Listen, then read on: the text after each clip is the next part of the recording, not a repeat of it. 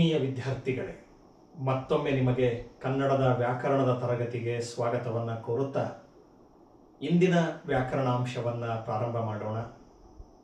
ಇವತ್ತು ಒಂದು ಹೊಸದಾಗಿರುವಂತಹ ವ್ಯಾಕರಣಾಂಶಕ್ಕೆ ನಾವೆಲ್ಲರೂ ಹೋಗೋಣ ಮಕ್ಕಳೇ.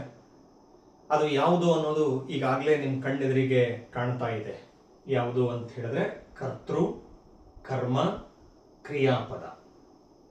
ಈಗಾಗಲೇ ಒಂದು ಕೆಲವು ವಿಡಿಯೋಗಳಲ್ಲಿ ನಾನು ಕ್ರಿಯಾಪದಗಳ ಬಗ್ಗೆ ಮಾಡಿದ್ದೀನಿ. ನೀವು ಅದನ್ನು ನನ್ನ ಚಾನಲ್ನಲ್ಲಿ ವೀಕ್ಷಣೆ ಮಾಡಬಹುದು. ಆದರೆ ಮಕ್ಕಳೇ, ಕನ್ನಡದ ವ್ಯಾಕರಣದ ಪ್ರಾರಂಭದಲ್ಲಿ ಕರ್ತೃ, ಕರ್ಮ, ಕ್ರಿಯಾಪದಗಳ ಅಭ್ಯಾಸವನ್ನು ನಾವು ತಿಳಿತೀವಿ, ಅವುಗಳನ್ನು ಅಭ್ಯಾಸ ಮಾಡ್ತೀವಿ. ನಮ್ಮ ಕನ್ನಡದಲ್ಲಿ ಅನೇಕ ವ್ಯಾಕರಣಾಂಶಗಳು ಇದ್ದಾವೆ ಮಕ್ಕಳೇ, ಅನೇಕ, ಒಂದಲ್ಲ ಎರಡಲ್ಲ, ಅನೇಕ ಇದ್ದಾವೆ. ಆ ಎಲ್ಲ ವ್ಯಾಕರಣಾಂಶಗಳಲ್ಲಿ ಇದು ಕೂಡ ಅತಿ ಮುಖ್ಯ ಮಕ್ಕಳೇ. ಯಾವುದು? ಕರ್ತೃ, ಕರ್ಮ, ಕ್ರಿಯಾಪದ ಅನ್ನುವ ವ್ಯಾಕರಣಾಂಶ ಕೂಡ ಬಹಳ ಮುಖ್ಯ ಆಗಿದೆ. ಅದರ ಬಗ್ಗೆ ನಾವಿವತ್ತು ತಿಳಿತಾ ಬರೋಣ ಮಕ್ಕಳೇ. ನಿಮಗೆ ಗೊತ್ತಿರೋ ಹಾಗೇನೆ ನಾವು ದಿನಂಪ್ರತಿ ಮಾತನಾಡ್ತಾ ಇರಬೇಕಾದ್ರೆ ಅಥವಾ ಕೆಲವು ವಾಕ್ಯಗಳನ್ನು ಬರೆಯುವ ಸಂದರ್ಭದಲ್ಲಿ ಏನು ಮಾಡ್ತೀವಿ ಅಂತ ಹೇಳಿದ್ರೆ, ಅನೇಕ ಪದಗಳನ್ನು ಕೂಡಿಸಿ ನಾವು ವಾಕ್ಯಗಳನ್ನು ರಚಿಸ್ತೀವಿ ಮಕ್ಕಳೇ. ಮಾತನಾಡುವ ಸಂದರ್ಭದಲ್ಲಾಗಿರಬಹುದು ಅಥವಾ ಬರವಣಿಗೆಯ ಸಂದರ್ಭದಲ್ಲಾಗಿರಬಹುದು. ಏನು ಮಾಡ್ತೀವಿ ಅಂದರೆ, ಅನೇಕ ಪದಗಳನ್ನು ಕೂಡಿಸಿ ವಾಕ್ಯಗಳನ್ನು ರಚಿಸ್ತೀವಿ, ವಾಕ್ಯವನ್ನು ಮಾಡ್ತೀವಿ. ಆ ವಾಕ್ಯಗಳನ್ನು ರಚನೆ ಮಾಡುವ ಸಂದರ್ಭದಲ್ಲಿ ಮಕ್ಕಳೇ ತುಂಬ ಚೆನ್ನಾಗಿ ನೆನ್ಪಿಟ್ಕೊಳ್ಳಿ. ಒಂದು ವಾಕ್ಯ ಅಂತ ಹೇಳಿದ್ರೆ ನಿಮಗೆ ಕಣ್ಣಿಗೆ ಕಾಣ್ತಾ ಇರೋ ಈ 3 ಪದಗಳು ತುಂಬ ಅವಶ್ಯಕವಾಗಿ ಬೇಕು. ಯಾವ್ಯಾವ ಇರಬೇಕು ಒಂದು ವಾಕ್ಯ ಅಂದರೆ? ಸಹಜವಾಗಿ ನೆನ್ಪಿಟ್ಕೊಳ್ಳಿ, ಒಂದು ವಾಕ್ಯ ಅಂದರೆ ಅದರಲ್ಲಿ ಕರ್ತೃಪದ ಇರಬೇಕು, ಹಾಗೇನೆ ಎರಡನೇದಾಗಿ ಕರ್ಮಪದ ಇರಬೇಕು, ಇನ್ನು ಮೂರನೇದಾಗಿ ಕೊನೆಯಲ್ಲಿ ಕ್ರಿಯಾಪದ ಇರಬೇಕು. ಒಂದು ಸಂಪೂರ್ಣವಾದ ಅರ್ಥವನ್ನ ಕೊಡುವ ಒಂದು ಸಾಮಾನ್ಯ ವಾಕ್ಯವನ್ನ ಅಥವಾ ಒಂದು ಸರಳವಾದ ವಾಕ್ಯವನ್ನ ನಾವು ರಚನೆ ಮಾಡ್ತೀವಿ ಅಂದ್ರೆ ನಮಗೆ ಈ 3 ಪದಗಳ ಅವಶ್ಯಕ ತುಂಬ ಇದೆ ಮಕ್ಕಳೇ. ಯಾವ್ದ್ಯಾವುದು? ಕರ್ತೃ, ಕರ್ಮ ಹಾಗೂ ಕ್ರಿಯಾಪದಗಳ ಅವಶ್ಯಕತೆ ತುಂಬ ಇದೆ ಮಕ್ಕಳೇ. ವಾಕ್ಯಗಳನ್ನು ರಚಿಸುವ ಸಂದರ್ಭದಲ್ಲಿ ಈ ಪದಗಳು ಅತಿ ಮುಖ್ಯ ಆಗ್ತವೆ. ಯಾವ ಪದಗಳು? ಕರ್ತೃಪದ, ಕರ್ಮಪದ ಹಾಗೂ ಕ್ರಿಯಾಪದ. ಬಹುತೇಕವಾಗಿ ಮಕ್ಕಳೇ ನೆನ್ಪಿಟ್ಕೊಳ್ಳಿ, ಒಂದು 100ಕ್ಕೆ 99% ಒಂದು ವಾಕ್ಯದಲ್ಲಿ ಈ 3 ಪದಗಳು ಇದ್ದೇ ಇರ್ತವೆ. ಯಾವ್ಯಾವು? ಕರ್ತೃಪದ ಇರುತ್ತೆ, ಕರ್ಮಪದ ಇರುತ್ತೆ, ಹಾಗೇನೆ ಕ್ರಿಯಾಪದನು ಇರುತ್ತೆ. ಅದರಲ್ಲೂ ನಮ್ಮ ಕನ್ನಡ ಭಾಷೆ, ಯಾವುದೇ ಒಂದು ಭಾಷೆ ಆಗಿರಲಿ, ಒಂದು ಭಾಷೆಯನ್ನು ನಾವು ಚೆನ್ನಾಗಿ ಅರಿಬೇಕಾದ್ರೆ, ಸರಿಯಾಗಿ ತಿಳಿಬೇಕು ಅಂತ ಹೇಳಿದ್ರೆ ಆ ಭಾಷೆಗೆ ಸಂಬಂಧಪಟ್ಟಂತಹ ಇಂಥ ವ್ಯಾಕರಣಾಂಶಗಳನ್ನು ನಾವು ಮೊದಲು ಅರ್ಥಿರಬೇಕು. ಪ್ರಾರಂಭದ ವ್ಯಾಕರಣಾಂಶಗಳನ್ನು ತುಂಬ ಚೆನ್ನಾಗಿ ನಾವು ತಿಳಿದಿರಬೇಕು. ಅದನ್ನೇ ಇಂಗ್ಲಿಷ್ನಲ್ಲಿ ಬೇಸಿಕ್ ಗ್ರಾಮರ್ ಪಾಯಿಂಟ್ಸ್ ಅಂತ ಹೇಳ್ತಾರಲ್ಲ, ಅದೇ ನಮ್ಮ ಕನ್ನಡದಲ್ಲಿ ಇವೆಲ್ಲ ಪ್ರಾರಂಭದಲ್ಲಿ ಕಲಿಸ್ತಕ್ಕಂತಹ ವ್ಯಾಕರಣಾಂಶಗಳಾಗಿದ್ದಾವೆ ಮಕ್ಕಳೇ.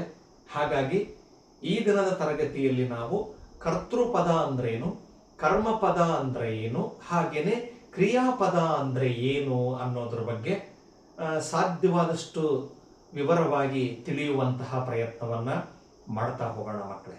ಈಗ ಅದರಲ್ಲಿ ನಾನು ಮೊದಲನೇದಾಗಿರ್ತಕ್ಕಂಥದ್ದು ಯಾವುದಕ್ಕೆ ಬರ್ತಾ ಇದ್ದೀನಿ ಅಂತ ಹೇಳಿದ್ರೆ ಕರ್ತೃಪದಕ್ಕೆ ಬರ್ತಾ ಇದ್ದೀನಿ. ಯಾವುದಕ್ಕೆ ಬರ್ತಾ ಇದ್ದೀನಿ? ಕರ್ತೃಪದ. ಸರಿಯಾಗಿ ಗಮನವನ್ನ ಕೊಡಬೇಕು ಮಕ್ಕಳೇ. ನೀವು ಇದನ್ನ ಸಹಜವಾಗಿ ನಮ್ಮ ವ್ಯಾಕರಣದಲ್ಲಿ ಕರ್ತೃ ಸಂಕ್ಷಿಪ್ತ ರೂಪದಲ್ಲಿ ಕರೀತಾರೆ. ಕರ್ತೃ, ಕರ್ಮ, ಕ್ರಿಯಾ ಅಂತ ಸಂಕ್ಷಿಪ್ತವಾಗಿ ಕರೀತಾರೆ. ನೀವು ಬೇಕಾದ್ರೆ ಅದನ್ನು ಪೂರ್ತಿಯಾಗಿ ಕರ್ತೃಪದ, ಕರ್ಮಪದ, ಕ್ರಿಯಾಪದ ಅಂತ ಕರೆದ್ರೂ ಅದು ಪೂರ್ತಿಯಾಗಿ ನಾವು ಕರೆದಂಗಾಗುತ್ತೆ. ನೆನ್ಪಿಟ್ಕೊಳ್ಳಿ, ಕರ್ತೃ ಅಂದ್ರು ಅದೇನೆ, ಕರ್ತೃಪದ ಅಂದ್ರು ಕೂಡ ಅದೇನೆ. ಹಾಗಾದ್ರೆ ಕರ್ತೃ ಅಂದ್ರೆ ಏನು? ಸರಳವಾಗಿದೆ ಮಕ್ಕಳೇ, ತುಂಬಾ ಸುಲಭವಾಗಿದೆ, ಹೇಳ್ತೀನಿ, ಗಮನ ಕೊಡಿ. ಒಂದು ವಾಕ್ಯದಲ್ಲಿ ಕೆಲಸವನ್ನ ಯಾರು ಮಾಡುತ್ತಾರೆಯೋ ಅದನ್ನ ಸೂಚಿಸುವ ಪದವೇ ಕರ್ತೃಪದವಾಗಿರುತ್ತದೆ. ಎಷ್ಟು ಸುಲಭ ಇದೆ ನೋಡಿ. ಒಂದೇ ಪದದಲ್ಲಿ, ಕೆಲವೇ ಪದಗಳಲ್ಲಿ ಕರ್ತೃ ಅಂದ್ರೆ ಯಾರು ಅಂತ ನಿಮಗೆ ತಿಳಿಸ್ಬೇಕು ಅಂದ್ರೆ ಬಹಳ ಸುಲಭ. ಕೆಲಸವನ್ನ ಮಾಡುವವನು. ಕರ್ತೃಪದ ಅಂದ್ರೆ ಯಾರು? ಕೆಲಸವನ್ನ ಮಾಡುವವನು. ಅಲ್ಲಿ ಇನ್ನೂ ಒಂದು ವಿಷಯ ಇದೆ ಮಕ್ಕಳೇ, ನೆನ್ಪಿಟ್ಕೊಳ್ಳಿ. ಕೆಲಸವನ್ನ ಮಾಡುವವನು ಅಂತಂದ್ರೆ ವ್ಯಕ್ತಿ ಅನ್ನುವ ಅರ್ಥ ಕೊಡುತ್ತೆ. ವ್ಯಕ್ತಿನಾದ್ರೂ ಆಗಿರಬಹುದು ಅಥವಾ ವಸ್ತುನಾದ್ರೂ ಕೂಡ ಆಗಿರಬಹುದು. ಕೆಲಸ ಮಾಡುವ ವ್ಯಕ್ತಿ ಅಥವಾ ವಸ್ತುವನ್ನ ಸೂಚಿಸುವ ಪದವೇ ಯಾವುದಾಗಿದೆ ಅಂತ ಹೇಳಿದ್ರೆ ಕರ್ತೃಪದವಾಗಿದೆ. ನಾವು ಅದರ ವ್ಯಾಖ್ಯಾನವನ್ನ ಸರಳವಾಗಿದೆ, ಅದನ್ನ ನಾನೀಗ ಇಲ್ಲಿ ನಿಮಗೆ ಬರೆದು ತೋರಿಸುವ ಪ್ರಯತ್ನ ಮಾಡ್ತಾ ಇದ್ದೀನಿ. ನೀವು ಅದನ್ನ ಸರಿಯಾಗಿ ಗಮನಿಸಿ ಮಕ್ಕಳೇ. ಏನು ಇಲ್ಲಿ ನೋಡಿ, ಕರ್ತೃಪದ ಅಂತಂದು ಹೇಳಿದ್ರೆ ಕೆಲಸವನ್ನು ಮಾಡುವ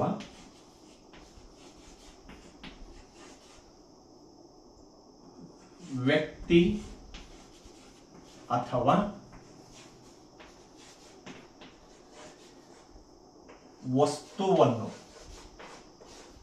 ವಸ್ತುವನ್ನು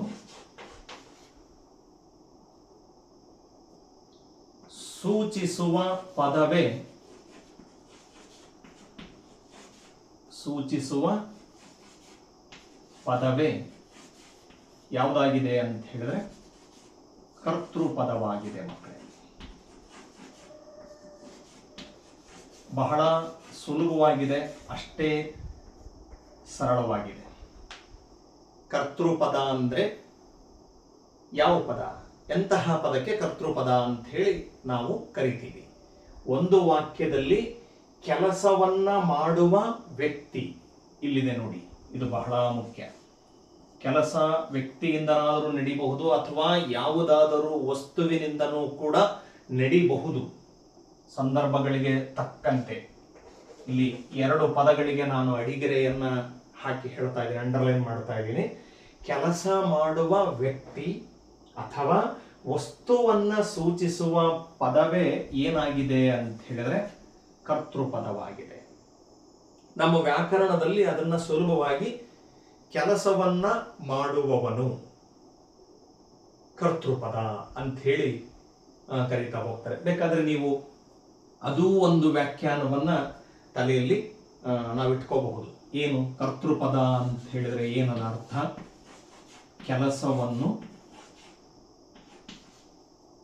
ಮಾಡುವವನೇ. ಇದು ಕೂಡ ಸರಳವಾಗಿದೆ ಮಕ್ಕಳೇ, ಬೇಕಾದ್ರೆ ನೀವು ಇದನ್ನು ಕೂಡ ನೆನಪಲ್ಲಿ ಇಟ್ಕೋಬಹುದು. ಕೆಲಸವನ್ನ ಮಾಡುವವನೇ ಯಾವುದಾಗಿದೆ ಅಂತ ಹೇಳಿದ್ರೆ ಕರ್ತೃವಾಗಿರ್ತಾನೆ ಅನ್ನುವಂತಹ ಅರ್ಥ. ನೆನ್ಪಿಟ್ಟುಕೊಳ್ತೀರಿ? ಯಾರು ಒಂದು ವಾಕ್ಯದಲ್ಲಿ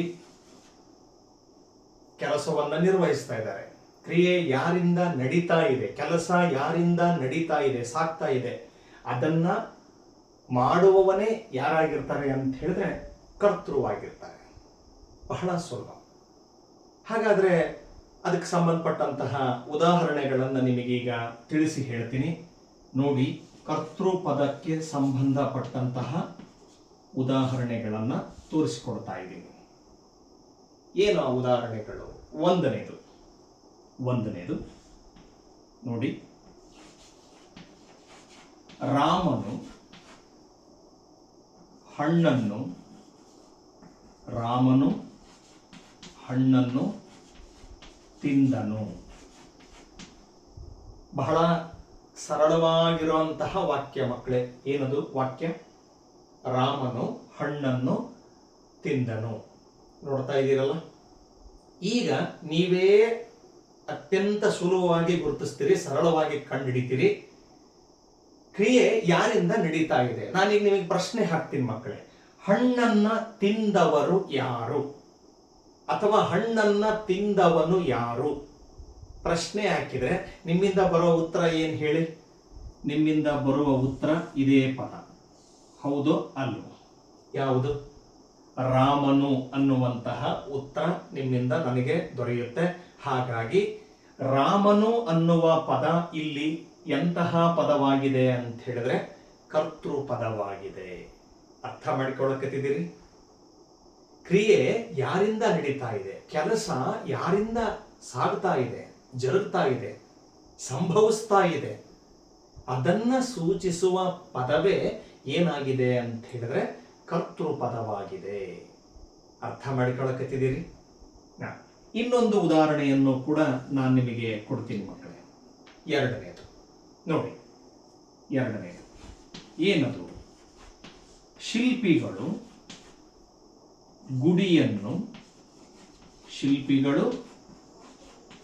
ಗುಡಿಯನ್ನು ಕಟ್ಟಿದರು. ಕೇಳಿರ್ತೀರಿ ಮಕ್ಕಳೇ ಈ ವಾಕ್ಯವನ್ನ. ಇಂತಹ ವಾಕ್ಯಗಳನ್ನ ಹಲವಾರು ಸಾರಿ ನೀವು ಕೇಳಿರ್ತೀರಿ, ಅಥವಾ ಮಾತಿನಲ್ಲಿ ಬಳಸಿರ್ತೀರಿ, ಅಥವಾ ನಿಮ್ಮ ಪ್ರಶ್ನೋತ್ತರಗಳನ್ನು ನೋಟ್ಸ್ನಲ್ಲಿ ಬರೀಬೇಕಾದ್ರೆ, ಮನೆಗೆಲಸವನ್ನು ರಫ್ ನೋಟ್ಸ್ನಲ್ಲಿ ಬರೀಬೇಕಾದ್ರೆ ಇಂಥ ವಾಕ್ಯಗಳು ಬೇಕಾದಷ್ಟು ನೀವು ನೋಡ್ತೀರಿ, ಬರೆದಿರ್ತೀರಿ. ನೋಡಿ ಎಷ್ಟು ಸುಲಭ ಇದೆ. ಶಿಲ್ಪಿಗಳು ಗುಡಿಯನ್ನ ಕಟ್ಟಿದರು. ಈಗ ಹೇಳ್ರಿ, ಗುಡಿಯನ್ನ ಕಟ್ಟಿದವರು ಯಾರು ಅಂತ ನಾನು ನಿಮಗೆ ಪ್ರಶ್ನೆ ಹಾಕಿದ್ರೆ, ಅಥವಾ ಗುಡಿಯನ್ನ ಕಟ್ಟುವ ಕೆಲಸ ಯಾರಿಂದ ನಡೆಯಿತು ಅಂತ ಹೇಳಿ ಪ್ರಶ್ನೆಯನ್ನ ಹಾಕಿದ್ರೆ ನಿಮ್ಮಿಂದ ಬರುವ ಉತ್ತರ ಯಾವ ಪದವಾಗಿರ್ತತಿ? ಶಿಲ್ಪಿಗಳು ಅನ್ನುವಂತಹ ಪದವಾಗಿರ್ತತಿ. ಹೌದಲ್ವಾ? ಹಾಗಾಗಿ ಈ ವಾಕ್ಯದಲ್ಲಿ ಶಿಲ್ಪಿಗಳು ಅನ್ನುವ ಪದ ಏನಿದೆ ಅದು ಕೆಲಸ ಮಾಡುವ ವ್ಯಕ್ತಿಯನ್ನ ಸೂಚಿಸುತ್ತದೆ. ಅರ್ಥ ಮಾಡಿಕೊಳ್ಳಕತ್ತಿದ್ರಿ? ಸರಳವಾಗಿ ಹೇಳ್ತೀವಿ. ಏನು? ಕರ್ತೃ ಅಂದ್ರೆ ಕೆಲಸವನ್ನ ಮಾಡುಗ. ವ್ಯಾಕರಣ ಭಾಷೆಯಲ್ಲಿ ಕೆಲಸವನ್ನ ಮಾಡುಗ ಅಂದ್ರೆ ಅರ್ಥ ಆಗಲ್ಲ ಅಂದ್ರೆ ಅದಕ್ಕೆ ಇಲ್ಲಿ ಹೊಸಗನ್ನಡದಲ್ಲಿ ಇನ್ನೊಂದಿಷ್ಟು ನಾನು ಸರಳವಾಗಿ ಬರೆದಿದ್ದೀನಿ. ಕೆಲಸವನ್ನ ಮಾಡುವವನೇ ಕರ್ತೃ ಪದವಾಗಿರ್ತಾನೆ ಅಥವಾ ಕರ್ತೃ ಸಂಬಂಧಪಟ್ಟ ವ್ಯಕ್ತಿ ಆಗಿರ್ತಾನೆ. ಅರ್ಥ ಮಾಡಿಕೊಳ್ಳಕತ್ತಿದ್ದೀರಿ? ಇದು ಒಂದು. ಇನ್ನು ಒಂದು ಉದಾಹರಣೆಯನ್ನು ಕೂಡ ನಾನು ಕೊಡ್ತೀನಿ ಮಕ್ಕಳೇ. ನೋಡಿ, ಮೂರನೆಯ ಮತ್ತೊಂದು ವಾಕ್ಯವನ್ನ ಬರೀತಾ ಇದ್ದೀನಿ. ಏನು ಅಂತ ಹೇಳಿದ್ರೆ, ರಾಧಾ ಹಾಡನ್ನು ಹಾಡಿದಳು. ಗಮನಿಸ್ತದಿರಿ? ರಾಧಾ ಹಾಡನ್ನು ಹಾಡಿದಳು. ಈಗ ನೋಡಿ, ನೀವೇ ಪ್ರಶ್ನೆಗೆ ಉತ್ತರ ಕೊಡ್ತೀರಿ. ಹಾಡನ್ನ ಹಾಡಿದ್ದು ಯಾರು? ಹಾಡನ್ನ ಹಾಡಿದವರು ಯಾರು? ಹಾಡಿನ ಕೆಲಸ ಯಾರಿಂದ ನಡೆಯಿತು ಅಂತ ನಾನು ನಿಮಗೆ ಪ್ರಶ್ನೆ ಹಾಕಿದ್ರೆ ಬರುವ ಉತ್ತರವೇನು? ರಾಧಾ. ಹೌದೋ ಅಲ್ವೋ? ಹೌದು. ಬಹಳ ಸರಳವಾಗಿದೆ ಮಕ್ಕಳೇ. ಏನು? ಕರ್ತೃ ಎಂದರೇನು ಅಥವಾ ಕರ್ತೃಪದ ಎಂದರೇನು ಅಂತ ಹೇಳಿದ್ರೆ, ಒಂದು ವಾಕ್ಯದಲ್ಲಿ ಕೆಲಸವನ್ನ ಮಾಡುವ ವ್ಯಕ್ತಿ ಅಥವಾ ವಸ್ತು ಯಾರು ಅನ್ನೋದನ್ನ ಸೂಚಿಸುವ ಪದವೇ ಯಾವ ಪದವಾಗಿರುತ್ತೆ ಅಂತ ಹೇಳಿದ್ರೆ ಕರ್ತೃ ಪದವಾಗಿರುತ್ತೆ. ಅರ್ಥ ಮಾಡಿಕೊಳ್ಳಕತ್ತಿದ್ದೀರಿ? ಒಂದು ವಾಕ್ಯನ ರಚನೆ ಮಾಡೋದಕ್ಕೆ ನಮಗೆ ಈ ಪದಗಳ ಜ್ಞಾನ ತುಂಬಾ ಮುಖ್ಯ ಮಕ್ಕಳೇ. ಕರ್ತೃಪದ ಅಂದ್ರೆ ಏನು, ಕರ್ಮಪದ ಅಂದ್ರೆ ಏನು, ಕ್ರಿಯಾಪದ ಅಂದ್ರೆ ಏನು ಚೆನ್ನಾಗಿ ಗೊತ್ತಿಟ್ಕೊಂಡಿರ್ಬೇಕು, ತಿಳಿದಿರ್ಬೇಕು. ಹೇಳಕ್ ಬರಲ್ಲ ಪರೀಕ್ಷೆಯಲ್ಲಿ ಹೆಂಗೆ ಪ್ರಶ್ನೆಗಳು ಬರ್ತವೆ ಅಂತ ಹೇಳಿ ಈ ತರದ ವಾಕ್ಯಗಳನ್ನೇ ಕೊಡಬಹುದು ನಿಮಗೆ. ಅರ್ಥ ಆಗ್ತಿದೆಯಾ? ರಾಮನು ಹಣ್ಣನ್ನು ತಿಂದನು ವಾಕ್ಯ ಕೊಟ್ಟು ಈ ವಾಕ್ಯದಲ್ಲಿ ಕರ್ತೃಪದವನ್ನ ಗುರುತಿಸಿ ಪ್ರಶ್ನೆ ಕೇಳಬಹುದು. ಕೇಳಿದಾಗ ನಿಮಗೆ ರಾಮನು ಅನ್ನುವ ಪದನೇ ಕರ್ತೃಪದ ಅನ್ನೋದು ಅರ್ಥವಾಗಿದ್ರೆ ಉತ್ತರ ಬರೆಯೋದಕ್ಕೆ ಸಾಧ್ಯ. ಅರ್ಥವಾಗಿದ್ರೆ ಅಂದ್ರೆ ಆ ವಾಕ್ಯದಲ್ಲಿ ಕ್ರಿಯೆ ಅಥವಾ ಕೆಲಸ ಯಾರಿಂದ ನಡೀತಾ ಇದೆ ಅದನ್ನ ಸೂಚಿಸುವ ಪದವೇ ಕರ್ತೃಪದವಾಗಿರುತ್ತೆ ಅನ್ನೋದು ನಿಮಗೆ ಸರಿಯಾಗಿ ತಿಳಿದಿದ್ರೆ ಆ ಪದವನ್ನ ಗುರುತಿಸ್ತೀವಿ ಅಲ್ವಾ? ಅಥವಾ ಪ್ರಶ್ನೆ ಇನ್ನೊಂದು ತರದಲ್ಲೂ ಬರಬಹುದು. ಏನ್ ಬರ್ಬೋದು? ಈ ತರದ ವಾಕ್ಯ ಕೊಟ್ಬಿಟ್ಟು ರಾಮನು ಹಣ್ಣನ್ನ ತಿಂದನು ಅನ್ನೋ ವಾಕ್ಯ ಕೊಟ್ಟು ಕೆಳಗೆ ರಾಮನು ಅನ್ನೋ ಪದಕ್ಕೆ ಅಡಿಗೆರೆಯನ್ನ ಹಾಕಿ ಅಂಡರ್ಲೈನ್ ಮಾಡಿ ಒಂದು ಪ್ರಶ್ನೆಯನ್ನ ಬೆಳೆಸಿರ್ತಾರೆ. ಕಂಟಿನ್ಯೂ. ಈ ವಾಕ್ಯದಲ್ಲಿ ಅಡಿಗೆರೆ ಎಳೆದಿರುವ ಪದ ಯಾವುದಾಗಿದೆ, ಯಾವ ವ್ಯಾಕರಣ ಅಂಶವಾಗಿದೆ ಅಂತನೂ ಪ್ರಶ್ನೆ ಬರಬಹುದು. ಅವಾಗ ನಿಮಗೆ 4 ಆಪ್ಷನ್ ಏನು ಕೊಡ್ತಾನೆ? ಇವನ್ನೇ ಕೊಡ್ತಾನೆ, ಕರ್ತೃಪದ, ಕರ್ಮಪದ, ಕ್ರಿಯಾಪದ, ಇನ್ನೊಂದು ಯಾವುದೋ ಕೊಡ್ತಾನೆ ಬೇರೆ.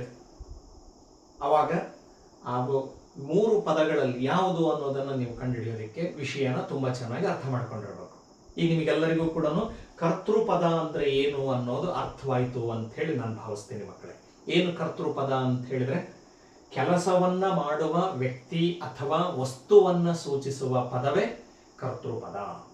ಅಥವಾ ಕೆಲಸವನ್ನ ಮಾಡುವವನೇ, ಯಾರಿಂದ ಕೆಲಸ ನಡೀತಾ ಇದ್ದೇನೆ ಆತನನ್ನ ಸೂಚಿಸುವ ಪದವೇ ಏನಾಗಿರ್ತತಿ?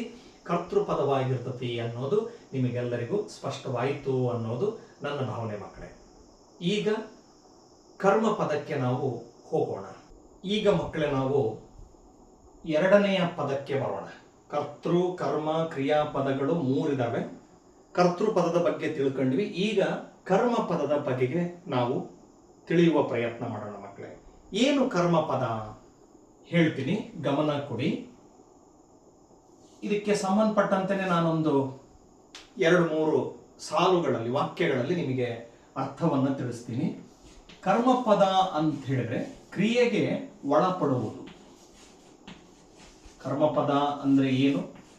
ಕ್ರಿಯೆಗೆ ಒಳಪಡುವುದು ಅಥವಾ ಕ್ರಿಯೆಗೆ ಒಳಪಡುವ ಪದ ಏನಾಗಿರ್ತತಿ ಅಂತ ಹೇಳಿದ್ರೆ, ಅದು ಎಂತಹ ಪದವಾಗಿರ್ತತಿ ಅಂತ ಹೇಳಿದ್ರೆ ಕರ್ಮಪದವಾಗಿರ್ತತಿ. ಒಂದು ಕ್ರಿಯೆಗೆ ಒಳಪಡುವ ಪದ ಅದು ಏನು ಅಂತ ನಾನು ಮತ್ತೆ ಮುಂದೆ ಹೇಳ್ತೀನಂತೆ. ಇನ್ನು ಒಂದು ವಾಕ್ಯವನ್ನ ನಿಮಗೆ ನಾನು ಅರ್ಥಪಡಿಸೋದಾದರೆ ಗಮನಿಸಿ ಮಕ್ಕಳೇ. ಕ್ರಿಯೆಯ ಫಲವನ್ನು, ಕ್ರಿಯೆಯ ಫಲವನ್ನು ಅನುಭವಿಸುವ ಪದವೇ, ಕ್ರಿಯೆಯ ಫಲವನ್ನು ಅನುಭವಿಸುವ ಪದವೇ ಎಂತಹ ಪದವಾಗಿರ್ತತಿ ಅಂತ ಹೇಳಿದ್ರೆ ಕರ್ಮ ಪದವಾಗಿರುತ್ತೆ ಮಕ್ಕಳೇ. ಏನನ್ನ? ಕ್ರಿಯೆಯ ಫಲವನ್ನ ಅನುಭವಿಸುವ. ಇದ್ರ ಬಗ್ಗೆ ನಾನು ಉದಾಹರಣೆಯೊಂದಿಗೆ ನಾನು ಹೇಳ್ತೀನಂತೆ ಮಕ್ಕಳೇ, ನಿಮಗೆ ವಿವರಿಸ್ತೀನಿ, ತಿಳಿಸ್ಕೊಡ್ತೀನಿ. ಏನು ಕರ್ಮ ಪದ? ಕ್ರಿಯೆಯ ಫಲವನ್ನ ಅನುಭವಿಸುವ ಪದವೇ ಏನಾಗಿರುತ್ತೆ ಅಂತ ಹೇಳಿದ್ರೆ ಕರ್ಮ ಪದವಾಗಿರುತ್ತೆ ಅನ್ನುವ ಒಂದು ಅರ್ಥ ಇದೆ ಮಕ್ಕಳೇ. ಇನ್ನೂ ಒಂದು ಅರ್ಥವನ್ನ ಕರ್ಮ ಪದದ ಬಗ್ಗೆ ನಾನು ನಿಮಗೆ ನೀಡೋದಾದ್ರೆ ಬಹಳ ಸರಳವಾಗಿದೆ ಮಕ್ಕಳೇ, ಗಮನ ಕೊಡಿ. ಕ್ರಿಯಾಪದದ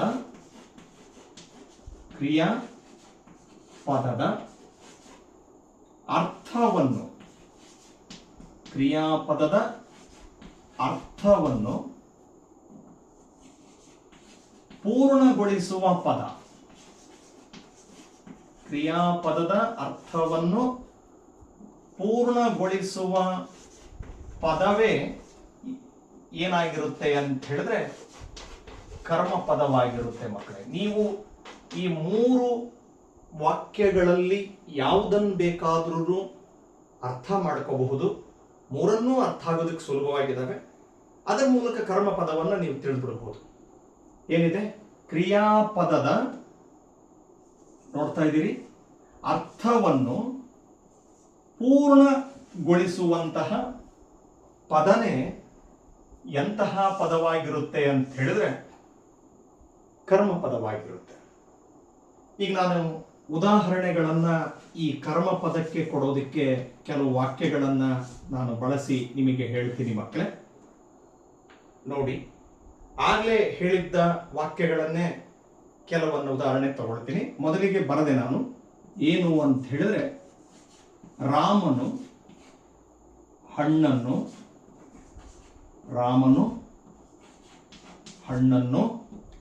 ತಿಂದನು. ರಾಮನು ಹಣ್ಣನ್ನು ತಿಂದನು. ಒಂದು ವಾಕ್ಯವನ್ನ ಉದಾಹರಣೆ ತಗೊಂಡಿದ್ದೀನಿ ಮಕ್ಕಳೇ. ಇಲ್ಲಿ ಗಮನಿಸಿ, ಇದರಲ್ಲಿ ಕರ್ಮಪದ ಯಾವುದು ಅಂತ ಹೇಳಿದ್ರೆ ಹಣ್ಣನ್ನು ಅನ್ನುವ ಈ ಪದ ಇದೆಯಲ್ಲ ಮಕ್ಕಳೇ, ಮಧ್ಯದಲ್ಲಿ ಬಂದಿರತಕ್ಕಂಥದ್ದು ಅದೇ ಏನಾಗಿದೆ ಅಂತ ಹೇಳಿದ್ರೆ ಕರ್ಮ ಪದವಾಗಿದೆ. ಏನು ಕರ್ಮ ಪದ? ಇಲ್ಲಿದೆ ನೋಡಿ, ಕ್ರಿಯೆಗೆ ಒಳಪಡುವ ಪದ. ಕ್ರಿಯೆಗೆ ಒಳಪಡುವ ಪದ ಅಂತ ಹೇಳಿದ್ರೆ, ಒಂದು ಕೆಲಸ ನಡಿಬೇಕು ಅಂತ ಹೇಳಿದ್ರೆ ಅಥವಾ ಒಂದು ಕೆಲಸಕ್ಕೆ ಸಂಪೂರ್ಣವಾದ ಅರ್ಥವು ದೊರೆಯಬೇಕು ಅಂದ್ರೆ, ಸಿಗಬೇಕು ಅಂದ್ರೆ, ಆ ಒಂದು ವಾಕ್ಯದಲ್ಲಿ ಕರ್ಮಪದ ಇದ್ರೆ ಬಹಳ ಅರ್ಥಪೂರ್ಣ ಮಕ್ಕಳೇ. ಇಲ್ಲಿದೆ ನೋಡಿ ಮೂರನೇದು, ಕ್ರಿಯಾಪದದ ಅರ್ಥವನ್ನ ಪೂರ್ಣಗೊಳಿಸುವ ಪದ. ಈಗ ರಾಮನು ಹಣ್ಣನ್ನ ತಿಂದನು ಅನ್ನೋದ್ರಲ್ಲಿ ಹಣ್ಣನ್ನು ಅನ್ನೋ ಪದನ ಕೈ ಬಿಟ್ಬಿಡ್ರಿ ಮಕ್ಕಳೇ. ಎಷ್ಟು ಚೆನ್ನಾಗಿದೆ ನೋಡಿ. ಈ ವಾಕ್ಯದಲ್ಲಿ ಹಣ್ಣನ್ನು ಅನ್ನೋ ಪದನ ನೀವು ಇಲ್ಲ ಅಂತ ಭಾವಿಸ್ರಿ.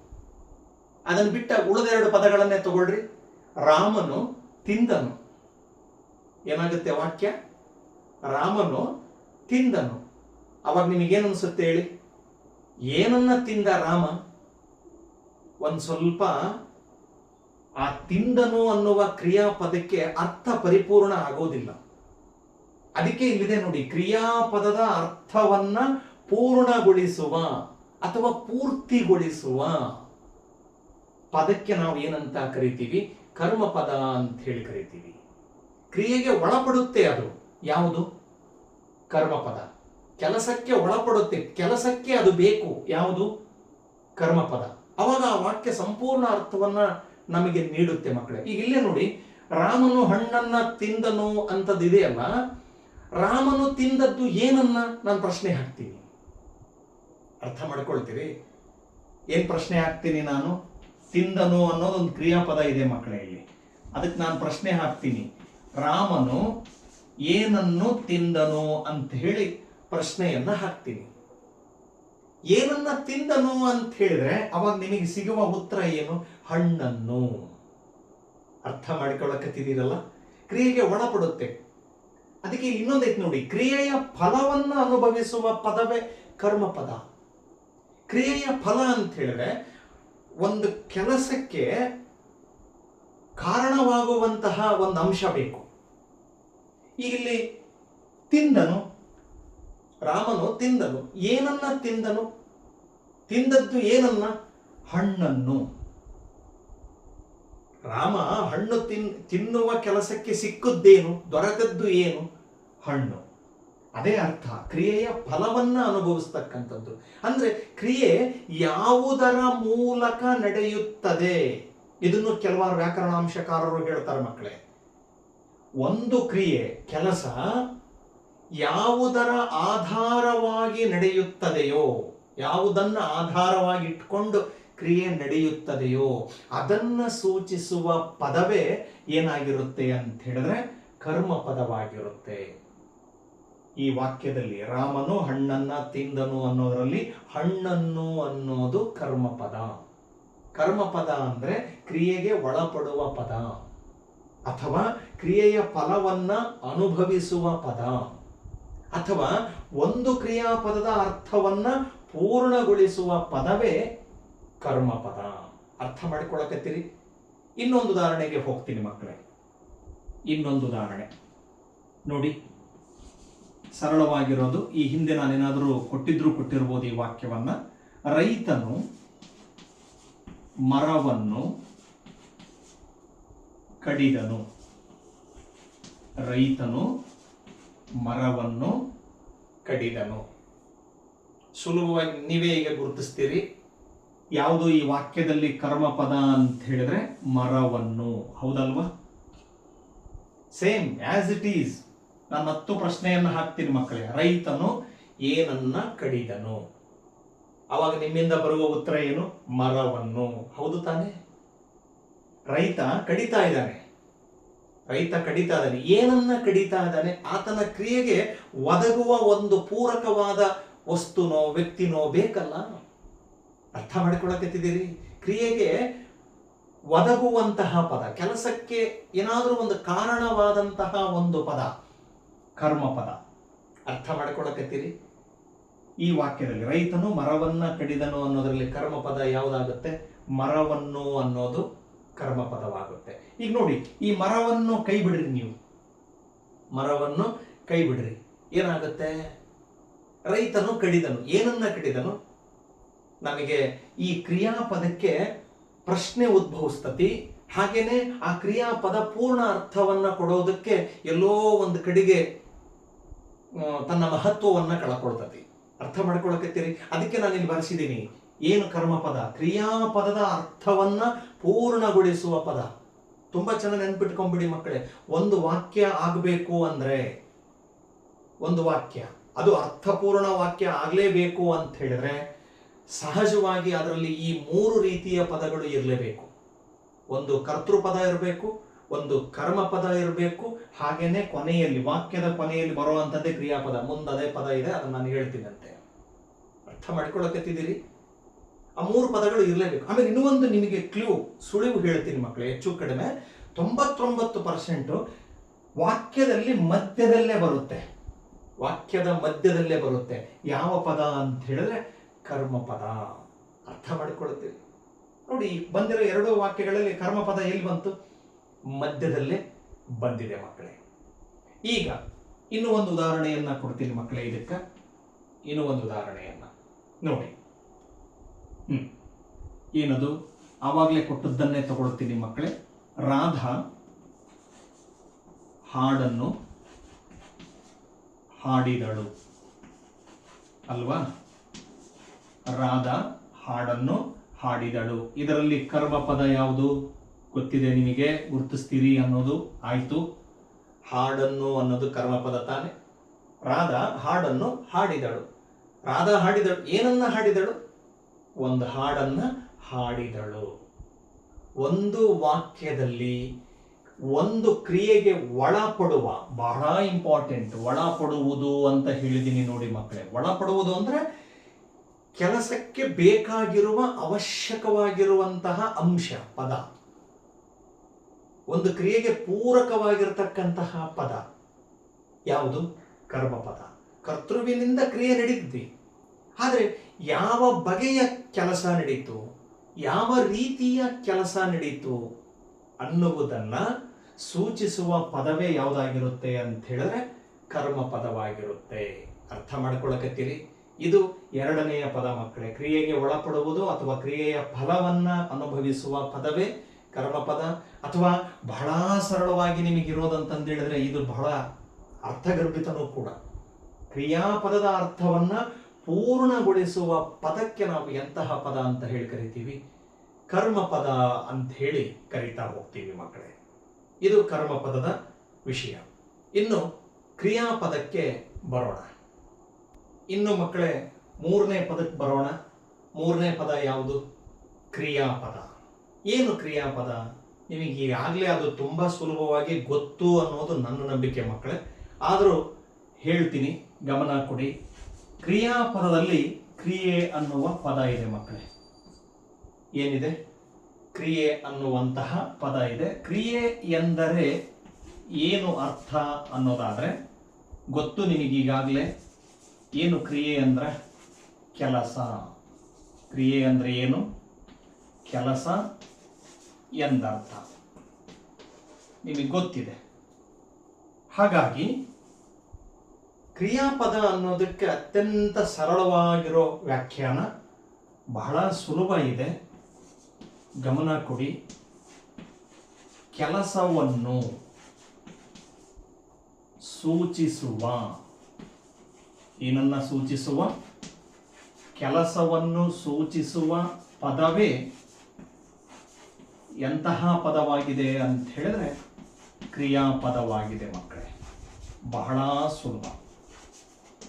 ಏನನ್ನ ಸೂಚಿಸುವ ಪದ? ಕೆಲಸವನ್ನು. ಇಲ್ಲಿದೆ ನೋಡಿ. ಏನನ್ನ ಸೂಚಿಸೋದು? ಕ್ರಿಯೆ ಅಂದ್ರೆ ಕೆಲಸ ಅನ್ನುವ ಅರ್ಥ ಆಗಿರೋದ್ರಿಂದ ಕೆಲಸವನ್ನ ಸೂಚಿಸುವ ಪದಕ್ಕೆ ನಾವು ಏನಂತ ಕರಿತೀವಿ? ಕ್ರಿಯಾಪದ ಅಂಥೇಳಿ ಕರಿತಾ ಹೋಗ್ತೀವಿ. ಈಗ ಅವೇ ಉದಾಹರಣೆಗಳನ್ನ ತೆಗೆದುಕೊಂಡು ನೋಡ್ತಾ ಹೋಗೋಣ ಮಕ್ಕಳೇ. ನೋಡಿ, ಉದಾಹರಣೆಗೆ ಬರೋಣ. 1ನೇದು ಆಗಲೇ ತಗೊಂಡಿದ್ದೆ ತಗೊಳ್ತೀನಿ, ಬೇಕಾದಷ್ಟು ತಗೋಬಹುದು. ಇದನ್ನೇ ತಗೊಳ್ತೀನಿ. ರಾಮನು ಹಣ್ಣನ್ನು ತಿಂದನು ಅಲ್ವಾ? ಒಂದು ವಾಕ್ಯ. ನೀವು ಸುಲಭವಾಗಿ ಗುರುತಿಸ್ಬಿಡ್ತೀರಿ ಇದರಾಗ ಕ್ರಿಯಾಪದ ಯಾವುದಾಗಿತ್ತಪ್ಪ ಅಂತ ಹೇಳಿದ್ರೆ ತಿಂದನು. ಕರೆಕ್ಟಾ? ಹೌದಲ್ಲ? ತಿಂದನು ಅನ್ನೋದು ಕೆಲಸವನ್ನ ಸೂಚಿಸ್ತತಿ, ಕ್ರಿಯೆಯನ್ನ ಸೂಚಿಸ್ತತಿ. ರಾಮನು ಹಣ್ಣನ್ನ ತಿಂದನು. ಕ್ರಿಯೆಯನ್ನ ಸೂಚಿಸುವ ಪದ, ಕೆಲಸವನ್ನ ಸೂಚಿಸುವ ಪದವೇ ಯಾವುದಾಗಿದೆ ಅಂತ ಹೇಳಿದ್ರೆ ಕ್ರಿಯಾಪದವಾಗಿದೆ. ಸರಿ, ಎರಡನೆಯ ಉದಾಹರಣೆ ಆಗ್ಲೇ ಹೇಳಿದ್ದೆ, ತಗೊಳ್ತೀನಿ. ಶಿಲ್ಪಿಗಳು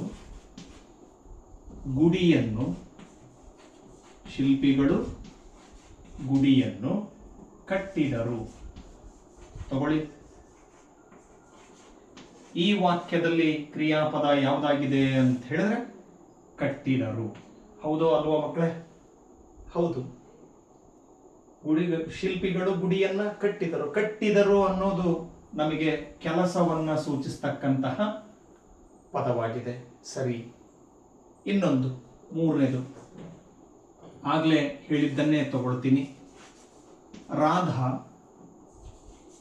ಹಾಡನ್ನು ಹಾಡಿದಳು. ರಾಧಾ ಹಾಡನ್ನು ಹಾಡಿದಳು ಅನ್ನೋದರಲ್ಲಿ ಕ್ರಿಯಾಪದ ಯಾವುದು? ಹಾಡಿದಳು ಅನ್ನುವಂಥದ್ದು ಕ್ರಿಯಾಪದ. ಗೊತ್ತಿದೆ, ಕ್ರಿಯಾಪದ ಅಂದ್ರೆ ಕೆಲಸ. ಕ್ರಿಯೆ ಅಂದ್ರೆ ಏನು? ಕೆಲಸ ಎಂದರ್ಥ. ಕೆಲಸವನ್ನ ಸೂಚಿಸುವ ಪದವೇ ಏನಾಗಿರುತ್ತೆ ಅಂತ ಹೇಳಿದ್ರೆ ಕ್ರಿಯಾಪದವಾಗಿರುತ್ತೆ. ನಿಮಗೆ ಇನ್ನೂ ಒಂದು ಸುಳಿವಿಗೆ ಹೇಳ್ತೀನಿ ಮಕ್ಕಳೇ, ನೆನ್ಪಿಟ್ಕೊಳ್ಳಿ. ಸಹಜವಾಗಿ ಒಂದು ವಾಕ್ಯದಲ್ಲಿ ಕ್ರಿಯಾಪದ ವಾಕ್ಯದ ಕೊನೆಯಲ್ಲೇ ಬಂದಿರುತ್ತೆ. ಎಲ್ಲಿ ಬಂದಿರುತ್ತೆ? ವಾಕ್ಯದ ಕೊನೆಯಲ್ಲೇ ಬಂದಿರುತ್ತೆ. ಆಮೇಲೆ ಇನ್ನೊಂದು ವಿಷಯ ಸೂಕ್ಷ್ಮವಾಗಿರೋದು, ಸ್ವಲ್ಪ ಟ್ವಿಸ್ಟ್ ಆಗಿರುವಂಥದ್ದು ಏನು ಅಂದ್ರೆ, ಕೆಲವೊಂದು ಬಾರಿ ಒಂದು ವಾಕ್ಯದಲ್ಲಿ ಒಂದು ಕ್ರಿಯಾಪದಕ್ಕಿಂತ ಹೆಚ್ಚು ಕ್ರಿಯಾಪದಗಳು ಬರ್ತವೆ. ಏನ್ ಸರ್ ಹಿಂಗೆ ಹೇಳ್ತಾ ಇದ್ದೀರಿ? ಹೌದು ಮಕ್ಕಳೇ, ಒಂದು ವಾಕ್ಯದಲ್ಲಿ ಒಂದು ಕ್ರಿಯಾಪದಕ್ಕಿಂತ ಹೆಚ್ಚು ಕ್ರಿಯಾಪದಗಳು ಬರ್ತವೆ. ಅದನ್ನು ನಾನು ಸದ್ಯಕ್ಕೆ ನಿಮಗೆ ಈಗಲೇ ಹೇಳಲ್ಲ, ಒಂದಿಷ್ಟು ಕುತೂಹಲ ಇರಲಿ.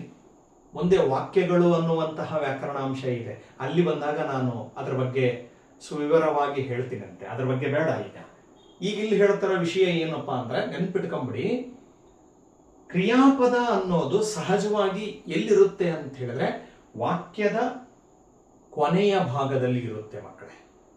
ಐತೋ ಇಲ್ಲೋ ಕೊನೆಯ ಭಾಗದಲ್ಲಿ. ರಾಮನು ಹಣ್ಣನ್ನ ತಿಂದನು. ಹಾಗೇನೆ ಶಿಲ್ಪಿಗಳು ಗುಡಿಯನ್ನ ಕಟ್ಟಿದರು. ಕಟ್ಟಿದರು ಅನ್ನೋದು ಕೊನೆಯಲ್ಲಿದೆ. ಹಾಗೇನೆ ರಾಧಾ ಹಾಡನ್ನ ಹಾಡಿದಳು. ಹಾಡಿದಳು ಪದ ಎಲ್ಲಿದೆ? ಕೊನೆಗಿದೆ. ಯಾವತ್ತಿಗೂ ಕೂಡ ಗಮನ ಕೊಡಿ ಮಕ್ಕಳೇ, ಒಂದು ವಾಕ್ಯ ಕೊನೆ ಆಗೋದು ಯಾವುದರಿಂದ ಅಂತ ಹೇಳಿದ್ರೆ ಅದು ಕ್ರಿಯಾಪದದಿಂದ. ಒಂದು ವಾಕ್ಯ ಸಂಪೂರ್ಣವಾದ ಅರ್ಥವನ್ನ ಕಂಡುಕೊಳ್ಳೋದು, ಕೊಡೋದು ಯಾವಾಗ ಅಂತ ಹೇಳಿದ್ರೆ ಆ ವಾಕ್ಯದ ಕೊನೆಯಲ್ಲಿ ಕ್ರಿಯಾಪದವು ಬಂದಾಗ ಮಾತ್ರ. ಅದು ಸಂಪೂರ್ಣವಾದ ಕ್ರಿಯಾಪದ ಆಗಿರಬೇಕು. ಆ ಪೂರ್ಣ ಕ್ರಿಯಾಪದ ಅಲ್ಲ, ಪೂರ್ಣ ಕ್ರಿಯಾಪದವಾಗಿರಬೇಕು. ಇವೆಲ್ಲ ಪೂರ್ಣ ಕ್ರಿಯಾಪದಗಳೇ. ಈಗಾಗಲೇ ನಾನು ಕ್ರಿಯಾಪದಗಳ ಬಗ್ಗೆ ಮಾಡಿದ್ದೀನಿ, ನೀವು ಹಿಂದಿನ ವಿಡಿಯೋಗಳಿಗೆ ಹೋಗಿ ನೋಡಬಹುದು ಬೇಕಾದ್ರೆ. ಅಲ್ಲಿ ಪೂರ್ಣವಾದ ಕ್ರಿಯಾಪದದ ವಿವರಣೆ ಇದೆ, ನೀವು ಅಲ್ಲಿ ತಿಳಿಬಹುದು. ಹಾಗಾಗಿ ವಾಕ್ಯದ ಕೊನೆಯಲ್ಲಿ ಏನಿದೆ ಅಂತ ಹೇಳಿದ್ರೆ ಕ್ರಿಯಾಪದ ಇದೆ ಮಕ್ಕಳೇ. ಈಗ ನೀವೇ ನೋಡಿ, ಮೂರೂ ಪದಗಳನ್ನು ನಾವು ನೋಡಿದ ಹಾಗ ಆಯಿತು. ಒಂದು ವಾಕ್ಯ ಅಂತ ಹೇಳಿದ್ರೆ ಅದರಲ್ಲಿ ಕರ್ತೃಪದನೂ ಇರಬೇಕು, ಕರ್ಮಪದನೂ ಇರಬೇಕು, ಹಾಗೇನೆ ಕ್ರಿಯಾಪದನೂ ಇರಬೇಕು. ಇಲ್ಲಿ ನೋಡಿ, ನೀವೇನ್ ನೋಡ್ತಿದ್ದೀರಿ? ರಾಮನು ಅನ್ನೋದು ಎಂತಹ ಪದಕ್ಕೆ ಉದಾಹರಣೆ ಆಯಿತು? ಅದು ಕರ್ತೃಪದಕ್ಕೆ ಉದಾಹರಣೆ ಆಯಿತು ಅಲ್ವಾ? ರಾಮನು, ಶಿಲ್ಪಿಗಳು, ರಾಧಾ ಅನ್ನೋದು ಎಂತಹ ಪದಕ್ಕೆ ಉದಾಹರಣೆ ಆಯಿತು? ಕರ್ತೃಪದಕ್ಕೆ ಅದು ಉದಾಹರಣೆ ಆಯಿತು. ಕ್ರಿಯೆಗೆ ಒಳಪಡುವ ಪದ ಯಾವುದದು? ಎರಡನೆಯ ಪದ. ಒಂದು ವಾಕ್ಯದಲ್ಲಿ ಎರಡನೆಯ ಪದ ಯಾವುದು ಅಂತ ಹೇಳಿದ್ರೆ ಕರ್ಮಪದ ಮಕ್ಕಳೇ. ಇಲ್ಲಿದಾವ್ ನೋಡಿ, ಹಣ್ಣನ್ನು, ಗುಡಿಯನ್ನು, ಹಾಡನ್ನು ಅನ್ನೋದು ಎಂತಹ ಪದ? ಅದು ಕರ್ಮಪದ. ಕೊನೆಗೆ ಸಿಗುವಂಥದ್ದೇ ನಮಗೆ ಎಂತಹ ಪದ ಅಂತ ಹೇಳಿದ್ರೆ ಕ್ರಿಯಾಪದ. ಅಂದ್ರೆ ತಿಂದನು, ಕಟ್ಟಿದರು, ಹಾಡಿದಳು ಅನ್ನುವಂತಹ ಪದಗಳು ಎಂತಹ ಪದಗಳಾದವು? ಕ್ರಿಯಾಪದಗಳಾದವು. ನೀವೇ ನೋಡ್ತಾ ಇದ್ದೀರಿ, ಒಂದು ವಾಕ್ಯವನ್ನ ಮಾಡಬೇಕು ಅಂದ್ರೆ ನಮಗೆ ಅವಶ್ಯಕವಾಗಿ ಈ ಮೂರು ಪದಗಳು ಬೇಕೇ ಬೇಕು ಮಕ್ಕಳೇ. ಯಾವ್ಯಾವ ಬೇಕು? ಕರ್ತೃಪದ ಬೇಕು, ಕರ್ಮಪದ ಬೇಕು, ಹಾಗೇನೆ ಕ್ರಿಯಾಪದ ಬೇಕು. ಕೊನೆಯದೊಂದು ಮಾತನ್ನ ಹೇಳಿ ಆ ವಿಷಯನ ಮುಗಿಸ್ತೀನಿ ಮಕ್ಕಳೇ. ನೆನ್ಪಿಟ್ಕೊಳ್ಳಿ, ಒಂದು ವಾಕ್ಯ ಅರ್ಥ ಕೊಡುವಲ್ಲಿ ಕರ್ತೃಪದ, ಕರ್ಮಪದ, ಕ್ರಿಯಾಪದಗಳ ವ್ಯವಸ್ಥಿತವಾದ ಜೋಡಣೆಗೆ ಅಥವಾ ವ್ಯವಸ್ಥಿತವಾಗಿ ಜೋಡಿಸಿರುವ ಕ್ರಮದಿಂದ ನಮಗೆ ಒಂದು ವಾಕ್ಯಕ್ಕೆ ಅರ್ಥ ಬರುತ್ತೆ ಮಕ್ಕಳೇ. ಅರ್ಥ ಮಾಡ್ಕೊಳ್ತೀರಿ? ಕರ್ತೃಪದ, ಕರ್ಮಪದ, ಕ್ರಿಯಾಪದ ಇವು ಹೀಗೆ ಕ್ರಮಬದ್ಧವಾಗಿ ಇರಬೇಕು, ಹಿಂದು ಮುಂದೆ ಆಗೋದಲ್ಲ. ಹಿಂದು ಮುಂದೆ ಆದರೂ ಕೆಲವು ವಾಕ್ಯಗಳು ಅರ್ಥ ಕೊಡ್ತವೆ, ಆದರೆ ಅದು ಸಮಂಜಸ ಅನ್ಸೋದ್ರಲ್ಲಿ ಸ್ವಲ್ಪ ಹಿಂದೇಟಾಗುತ್ತೆ. ಅದಕ್ಕೆ ಹೇಳ್ತಾ ಇದೀನಿ, ಒಂದು ವಾಕ್ಯ ಪರಿಪೂರ್ಣ ಅರ್ಥ ಕೊಡಬೇಕು ಅಂದ್ರೆ ಕರ್ತೃ, ಕರ್ಮ, ಕ್ರಿಯಾಪದಗಳು ವ್ಯವಸ್ಥಿತವಾಗಿ ಜೋಡಣೆಯಾಗಿರಬೇಕು. ಈ ರೀತಿಯಾಗಿ ನೋಡ್ತಾ ಇದೀರಲ್ಲ, ಈ ರೀತಿಯಾಗಿ ಕರ್ತೃ, ಕರ್ಮ, ಕ್ರಿಯಾಪದಗಳು ವ್ಯವಸ್ಥಿತವಾಗಿ ಜೋಡಣೆಯಾಗಿದ್ರೆ ಒಂದು ವಾಕ್ಯ ಅದು ಅರ್ಥಪೂರ್ಣ ವಾಕ್ಯ ಆಗುತ್ತೆ ಮಕ್ಕಳೇ. ಹಾಗಾಗಿ ನಮಗೆ ವಾಕ್ಯಗಳನ್ನ ರಚಿಸುವಲ್ಲಿ ಅಥವಾ ಭಾಷೆಯನ್ನ ತುಂಬಾ ಸುಲಭವಾಗಿ ತಿಳಿಯುವಲ್ಲಿ ಪ್ರತಿ ಭಾಷೆಯಲ್ಲೂ ಕೂಡ ನಮಗೆ ಕರ್ತೃಪದ ಅಂದ್ರೇನು, ಕರ್ಮಪದ ಅಂದ್ರೇನು, ಕ್ರಿಯಾಪದ ಅಂದ್ರೇನು ಅನ್ನೋದನ್ನ ಸರಿಯಾಗಿ ತಿಳಿದಿರಬೇಕು ಮಕ್ಕಳೇ. ಇಷ್ಟನ್ನು ನಾನು ನಿಮಗೆ ತಿಳಿಸಿಕೊಟ್ಟಿದ್ದೀನಿ. ಈ ದಿನದ ತರಗತಿಯಲ್ಲಿ ನಿಮಗೆ ಈ ವಿಷಯ ತುಂಬ ಸುಲಭವಾಗಿ ಅರ್ಥವಾಗಿದೆ ಅನ್ನೋದು ನನ್ನ ಒಂದು ಅನಿಸಿಕೆ ಮಕ್ಕಳೇ. ಯಾರೆಲ್ಲ ನನ್ನ ಈ ಚಾನಲನ್ನು ನೋಡ್ತಾ ಇದ್ದೀರಿ ಎಲ್ಲರೂ ಕೂಡ ದಯಮಾಡಿ GMV ಕನ್ನಡ ಈ ಚಾನಲನ್ನು ಸಬ್ಸ್ಕ್ರೈಬ್ ಮಾಡಿ ನೋಡಿ. ಹಾಗೆಯೇ ಇಷ್ಟವಾದಲ್ಲಿ ಲೈಕ್ ಮಾಡಿ, ನಿಮ್ಮ ಅನಿಸಿಕೆಗಳನ್ನು ಕಮೆಂಟ್ಸ್ಗಳ ಮೂಲಕ ನನಗೆ ತಿಳಿಸಿ. ನನ್ನ ಮುಂದಿನ ವಿಡಿಯೋ ಅಥವಾ ವಿಷಯವನ್ನು ಮಾಡೋದಕ್ಕೆ ಎಲ್ಲೋ ಒಂದು ಕಡೆಗೆ ಅದು ಪ್ರೇರಣೆಯನ್ನು ಕೊಡಬಹುದು. ಹಾಗೆಯೇ ಕಳಕಳಿಯ ವಿನಂತಿ, ಇದನ್ನು ಓದುವಂತಹ ವಿದ್ಯಾರ್ಥಿಗಳಿಗೆ ಶೇರ್ ಮಾಡಿ. 6ರಿಂದ 10ನೇ ತರಗತಿ ಅವರುಗಳಿಗೆ ಇದನ್ನು ಶೇರ್ ಮಾಡಿ ಅನ್ನೋ ಮಾತನ್ನು ಹೇಳ್ತಾ ಇಲ್ಲಿಗೆ ಕರ್ತೃ, ಕರ್ಮ, ಕ್ರಿಯಾಪದದ ವಿಷಯ ಮುಗುದಿಲ್ಲ ಮಕ್ಕಳೇ. ಇದರಲ್ಲಿ ಕರ್ತರಿ ಪ್ರಯೋಗ, ಕರ್ಮಣಿ ಪ್ರಯೋಗ ಅನ್ನೋದು ಬಹಳ ಮುಖ್ಯವಾಗಿರೋ ಒಂದು ವಿಷಯ ಇದೆ. ಹಾಗಾಗಿ ಮುಂದಿನ ತರಗತಿಯಲ್ಲಿ ಕರ್ತರಿ ಪ್ರಯೋಗ, ಕರ್ಮಣಿ ಪ್ರಯೋಗದ ಬಗ್ಗೆ ಮಾಡೋದರ ಜೊತೆಗೆ ನಾನು ನಿಮ್ಮನ್ನು ಭೇಟಿ ಮಾಡ್ತೀನಿ. ಅಲ್ಲಿವರೆಗೂ ಎಲ್ರಿಗೂ ಕೂಡ ಧನ್ಯವಾದಗಳು.